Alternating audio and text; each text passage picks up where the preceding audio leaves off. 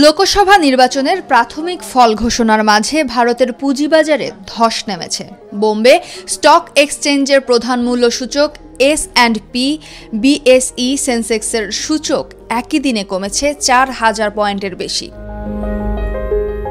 পুঁজিবাজারের অন্তর্ভুক্ত প্রায় সব খাতের প্রতিষ্ঠানই শেয়ার মূল্য হারিয়েছে। ব্যাংক খাত ৭.৮%, আবাসন ৯.১%, অবকাঠামো ১০.৫%, তেল ও গ্যাস ১১.৭% ও রাষ্ট্রায়ত্ত প্রতিষ্ঠান ও ব্যাংক যথাক্রমে ১৭ ও ১৬% মূল্য কমেছে। ৪ জুন নির্বাচনী ফলাফল সংক্রান্ত অনিশ্চয়তার কারণে লেনদেন শুরুর কিছুক্ষণের মাঝেই সেন্সেক্স ২,০০০ পয়েন্টে কমে যায়। এরপর সময়ের সঙ্গে সঙ্গে সূচক পতন বাড়তে থাকে। সোয়া ১১টা নাগাদ সূচকটি ৭৩,০০০-এর নিচে নেমে আসে। সূচক কমে যায় প্রায় ৩,৮০০ পয়েন্ট বা ৪.৫%। তবে পরবর্তী সময়ে সূচক কিছুটা পুনরুদ্ধার হয়। এদিন পতনের মুখে পড়েছে নিফটিও। এ সূচকে এখন পর্যন্ত কমেছে প্রায় ১,১২৯ পয়েন্ট। ফলে নিফটি নেমেছে ২২,০৯৫ পয়েন্টে। এর আগের কার্যদিবসে সেন্সেক্সের লেনদেন শেষ হয়েছিল ৭৬,৪৬৮ পয়েন্টে। আজ লেনদেন শুরুর প্রথম ঘণ্টায় সূচকটি হারিয়েছে ৪% বেশি পয়েন্ট।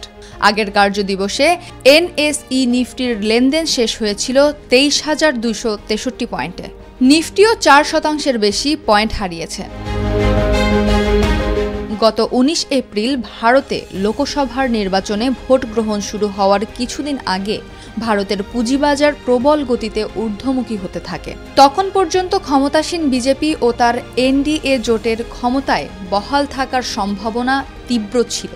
সরকার পরিবর্তন না হলে নীতিমালা ও উন্নয়নের বর্তমান ধারা বহাল থাকবে এমন আশাবাদে উজ্জীবিত হয়ে বিনিয়োগকারীরা নতুন বিনিয়োগে সক্রিয় হয়ে ওঠেন।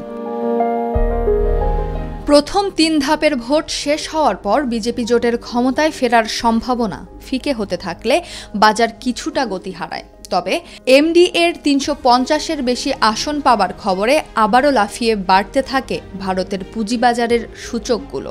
কিন্তু নির্বাচনের সর্বশেষ ফলাফল হাতে পাওয়ার আগে কিছুটা চাপে পড়তে হয় ক্ষমতাসীন বিজেপিকে। অসংখ্য আসন চলে যেতে থাকে প্রতিদ্বন্দ্বী দলগুলোর কাছে। আর এর প্রভাবেই আজ বড় পতনের মুখে পড়ে দেশটির পুঁজিবাজার।